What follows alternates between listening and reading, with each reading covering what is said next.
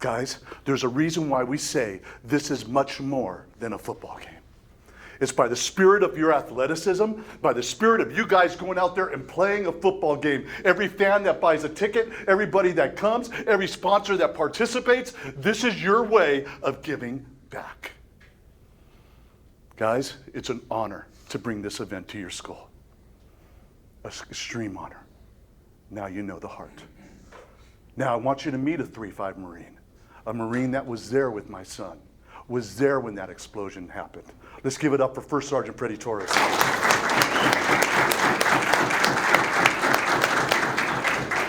Fellas, ladies, gentlemen, it's a tremendous honor and privilege to stand in front of you today and share a little bit of wisdom, a little bit of encouragement as you take the field this afternoon.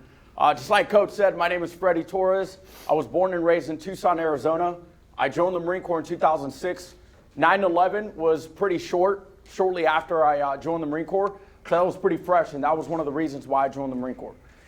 2006 I joined, I go to 3-5. I do 2 deployments with them, and then I end up in Afghanistan on my 3rd deployment, what he just talked about. On October 13th, when we lost those 4 Marines to that roadside bomb, I was about 1,000 yards away in my patrol base, and I heard and we felt that explosion. A couple months later, fast forward to December, I'm going to share a story and tie it in on challenges and adversity at the end. December 30th, 2010, there was another squad of patrol of Marines out in Afghanistan. They had just gotten to this area. They were talking to local nationals, gaining atmospherics, gaining intelligence. They were out for about 4 hours. They were making their way back into the patrol base. On the back of the patrol base, there was 25 Marines out total.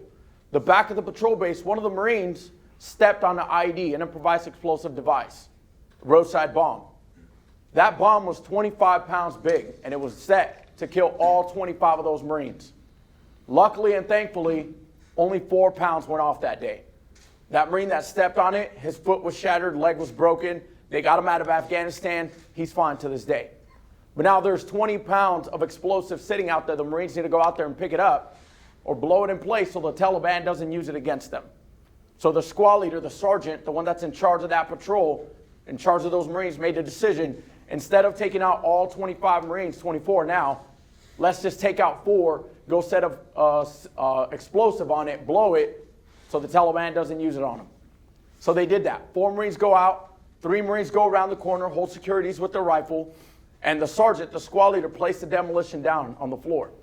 He's about to blow it and pull it, 60-second timer. From the east, the Taliban had been watching. They'd been watching from these murder holes with the rifles down, ready to open up. And they did. They ambushed the Marines, spraying left and right.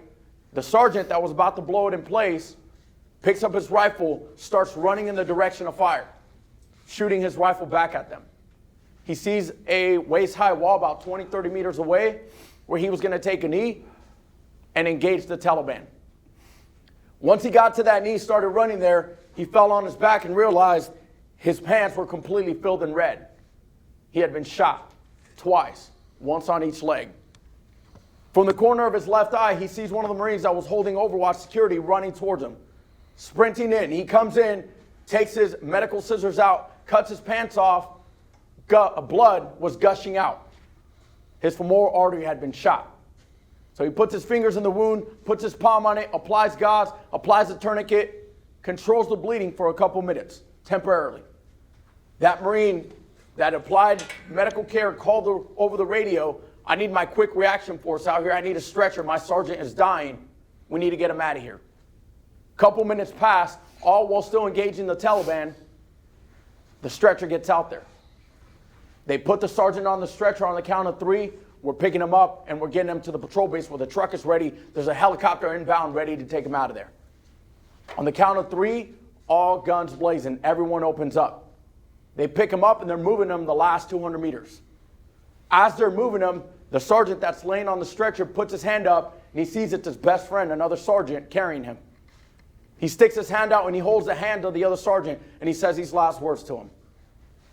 Tell my mom I love her, and tell my boys I'm sorry. Squeezes tight, and he says, tell my mom I love her, and tell my boys I'm sorry. His hand falls. They get him in the back of the truck. They get him out of there. The sergeant made it. He got to San Diego where he recovered. Let me tell you why I share that story with you. When he got to the hospital, the doctors told him, next week your leg's getting amputated. Too much nerve damage, too much vascular damage, it's getting chopped off. Here's your retirement paperwork. You're getting medically retired. You can no longer serve in the Marine Corps. This was January 2011. That sergeant challenged the doctors. And he said, give it a couple of weeks, give it a few weeks before you finalize that decision. The doctors were hesitant on it, but they agreed. And they gave him a few weeks, and those few weeks turned into hard work. 2 to 3 physical therapies scheduled a week turned into 2 to 3 physical therapies a day. Every single day, grinding in and out challenges, fallbacks, setbacks, adversities. But he pushed through it because that sergeant knew that in April, when the battalion got back from that deployment, he wanted to stand wherever they landed and hug every single one of those squad members that saved his life that day. I tell you right now, it wasn't easy. That sergeant went through a lot. But mid-April 2011, when that plane landed at March Air Force Base in Riverside, California, and that staircase came down, I stood at the bottom of that staircase and I hugged every single one of my squad members that saved my life on December 30th, 2010. I don't share that story to put myself up here, fellas. I share that story because of the challenge that I went through. Those 4 hard, brutal months, adversity, roadblocks, setbacks, times I wanted to give up, times I didn't want to continue, times I said, go ahead and take the leg. But mentally, I had to push through that. I had to see a bigger picture.